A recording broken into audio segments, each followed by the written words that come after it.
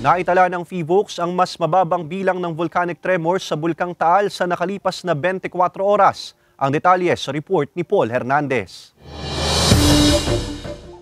Singpayapa ng lawa ng Taal ang mismong bulkan kung titingnan sa malayuan. Pero kahapon, naitala ng Taal ang pinakamataas na volume ng sulfur dioxide emission ngayong taon sa halos 11,700 na tonelada. Naunang sinabi ng PHIVOLCS, may koneksyon ang taas ng bilang ng gas emission sa volcanic tremors. Kumpara nitong Miyerkules, bumaba na sa 65 volcanic tremors ang nairehistro ng ahensya. May hina man daw itong pagyanig, nagtutulak ito sa bulkan para makapagsagawa ng degassing activity. Sabi pa ng PHIVOLCS, malaking tulong na pambasag sa mga particulates ng sulfur dioxide ang pag-iral ng malakas na hangin sa taas ng bulkan. Isa raw kasing indikasyon na posibleng may mabubuong volcanic smog o VOG kung mapapalibutan ng asupre ang bunganga ng Taal.